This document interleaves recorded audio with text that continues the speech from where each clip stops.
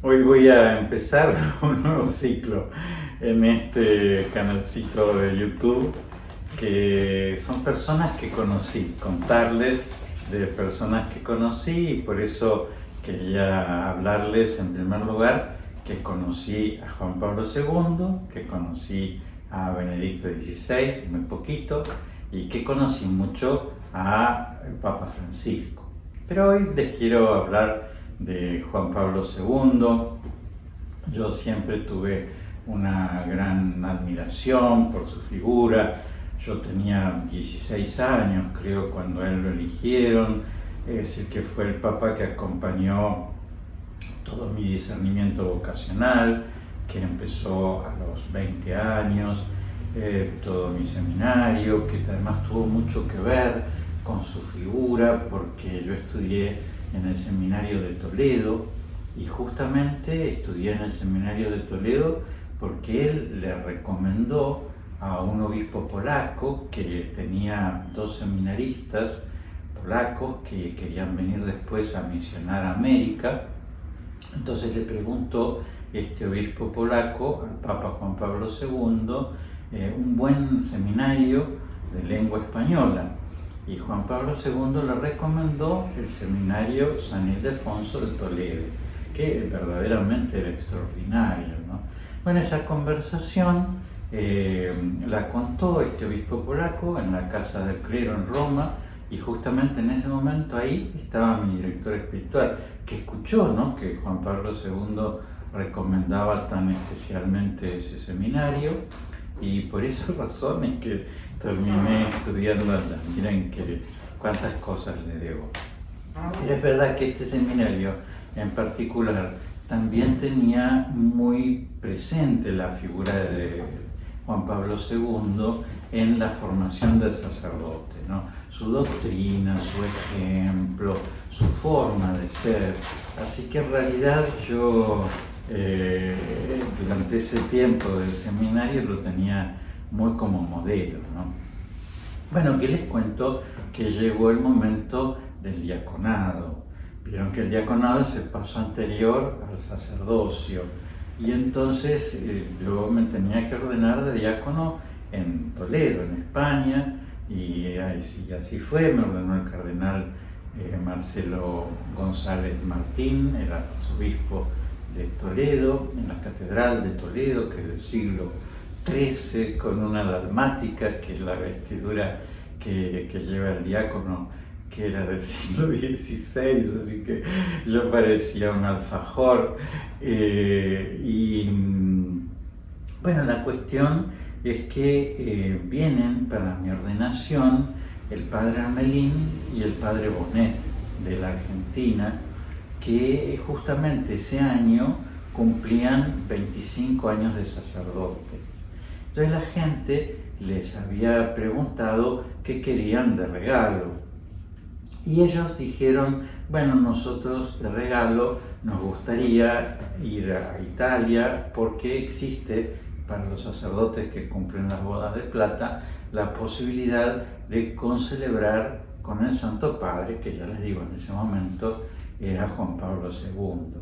Entonces, bueno, la gente les fue haciendo regalitos, ellos juntaron bastante dinero, y bueno, el padre Armelín era muy extraordinario, siempre pensaba en los demás, y entonces él decidió que iban a hacer un viaje bastante barato.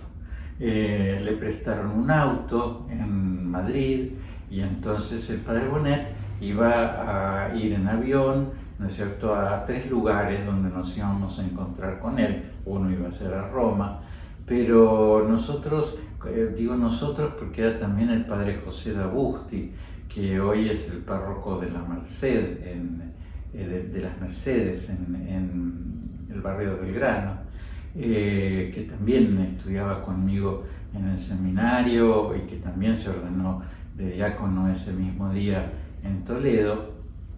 Y entonces ellos vinieron para nuestra ordenación por ese viaje que les habían regalado. Bueno, el padre Armelín agarró ese autito chiquito que le habían prestado en Madrid, y empezamos un gran viaje por media Europa, porque además el padre Melín era súper inquieto y entonces conocimos España, después pasamos a Francia, fue un viaje muy espiritual, fuimos a Ars, al lugar del cura de Ars, porque el padre Melín le tenía una gran devoción y era su ejemplo sacerdotal y realmente lo imitaba muy bien. Después fuimos a Lisieux, ¿no es cierto? Estuvimos en donde vivió Santa Teresita y estuvimos en Alezón, donde nació Santa Teresita. Estuvimos en Paray-le-Monial, donde se apareció el Sagrado Corazón a Santa Margarita María de Alacoque. Bueno, hicimos un viaje fantástico. Fíjense qué bueno el padre Melín con nosotros, que cuando tuvimos que cruzar a Italia de Francia, entonces había un túnel que pasaba por debajo del Mont Blanc, ¿no es cierto?, que creo que es el pico más alto de Europa. Y entonces él vio que había una posibilidad de cruzarlo por teleférico, ¿no es cierto?, es decir, por arriba, con unos paisajes fabulosos, ¿no? Entonces él nos sacó el pasaje en teleférico para el padre José y para mí, que ya les digo, estábamos recién ordenados de diáconos, y entonces él en auto hizo el túnel y nos esperó del otro lado.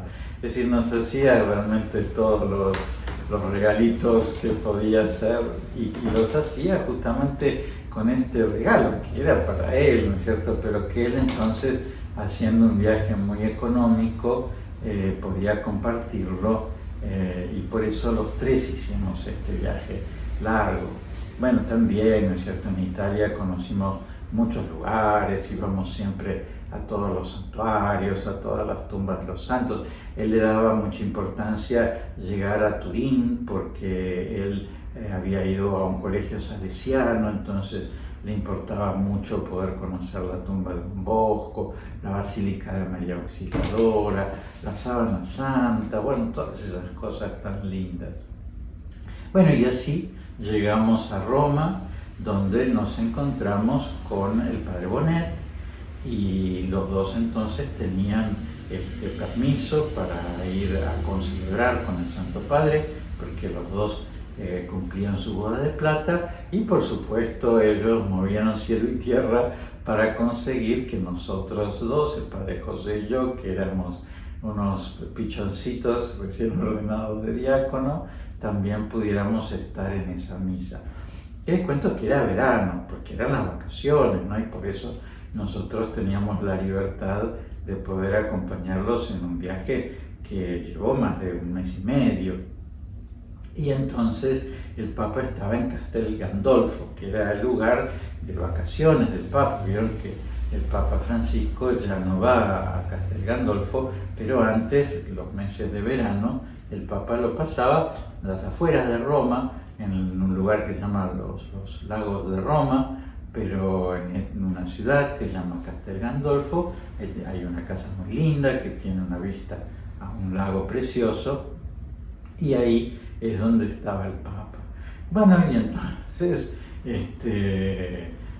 organiza todo y vamos ahí y tenemos la misa, y que les cuento que la misa era en holandés, porque el Papa recibía, no sé, unos 20 peregrinos cada día y la mayor parte de ese grupo eran de Holanda.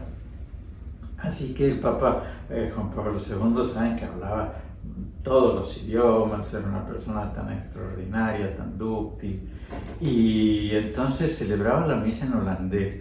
Y una de las funciones del diácono en la misa es leer el Evangelio, así que imagínense, ustedes nos ven al padre José o a mí leyendo en holandés, no podíamos. Así que hicimos de diáconos, pero medio de floreros, les digo, porque en realidad no cumplimos con esa función que es quizás la función más importante, ¿no es cierto?, la de proclamar el Evangelio que tiene el diácono en una ceremonia. Pero sí pudimos concelebrar con él y fue muy lindo, muy emocionante. Evidentemente uno no le sacaba los ojos de encima, ¿no es cierto?, a él para verlo, porque además era un hombre muy bonito y además evidentemente esto de haber estudiado teatro, era un hombre muy expresivo en sus gestos, en su sonrisa, en su mirada. Bueno, cuando terminó la misa, nos juntamos en el patio, ¿no es cierto?, de honor, ¿no es cierto?, que sería como el lugar de recepción que tiene Castel Gandolfo, y ahí él fue saludando a cada uno de los grupos. Y bueno, evidentemente yo tenía todo preparado, ¿no es cierto?, qué le iba a decir, cómo le iba a contar, que el año que viene me iba a ordenar sacerdote y que lo que era para mí en mi vida y lo que significaba y la alegría que tenía de verlo y todo eso. Pero, bueno, cuando vino nuestro grupo, yo me quedé mudo, así que lo único que pude hacer es saludarlo, ¿no es cierto?, con la mano, pero no pude decirle una palabra, ¿no? Y me emocionó muchísimo, muchísimo, y me emocionó mucho mirarle la mirada, porque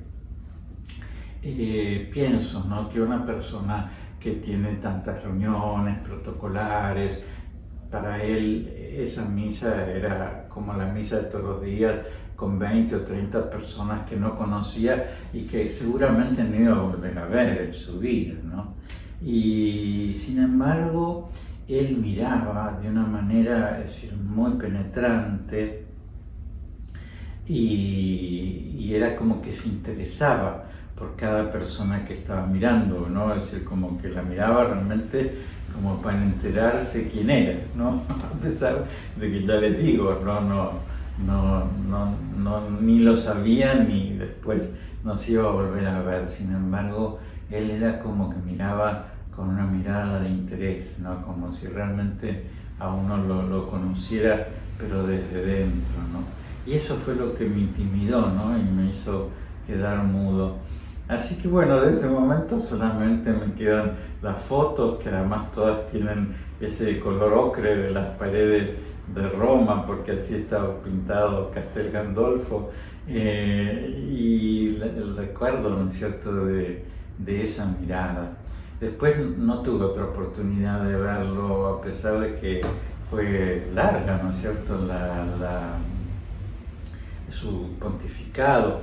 Sí, de verlo en ceremonias. Por ejemplo, cuando él vino a la Argentina en el año 82 y en el año 87. Cuando vino en el año 82, yo no tuve oportunidad de verlo porque era la guerra de las Malvinas y yo estaba haciendo el servicio militar. Pero cuando vino en el año 87, sí, porque era el gobierno de Alfonsín. Mi hermana trabajaba en la Secretaría de Protocolo de Alfonsín y entonces consiguió que pudiéramos estar en la Casa Rosada en el momento en que él visitaba. Y también pudimos ir al estadio de Vélez, en donde él tuvo un encuentro con las personas consagradas. Después también en alguna otra ceremonia allá en Roma tuve oportunidad de verlo, pero ya le digo, así directamente de verlo de cerquita fue solamente esa oportunidad. Para mí importante porque además hoy es santo, ¿no es cierto? Así que qué lindo, ¿no?, haberlo podido conocer, haber podido estar con él, ¿no es cierto? Decir, recordarlo, ¿no?, cuando le pido algo. Yo era el flacucho ese, ustedes que estarán viendo las fotos que les proyectan de esa avenida, ni sabrán cuál soy. Yo soy el flacucho ese, ¿no es cierto? Alto y flaco, pesaba 65 kilos, así que imagínense que pesaba 35 kilos menos que ahora, así que soy apenas reconocible. Bueno, nada, decirles que evidentemente si tengo que decir a alguien que ha marcado mi sacerdocio, a pesar de que realmente puedo decirlo del padre Echeverrio, puedo decirlo del padre Armelín, ¿no es cierto?, o puedo haber admirado muchos obispos, ¿no es cierto?, con los que yo he conocido trabajando en la conferencia episcopal. Sin duda, tengo que decirles que para mí Juan Pablo II fue el gran modelo, ¿no es cierto? Y el gran modelo con mi vocación, ¿no? De por una parte ser artista y por otra parte ser sacerdote, lo encontraba él como un modelo humano, ¿no es cierto?, a seguir, ¿no? Un sacerdote encarnado, ¿no? En una realidad. Era un polaco, era un hombre, era un actor, ¿no es cierto? Y por otra parte era un sacerdote y era un santo. Y todo eso en la misma persona y con una armonía maravillosa, ¿no? Así que evidentemente para mí un modelo a seguir durante toda mi vida.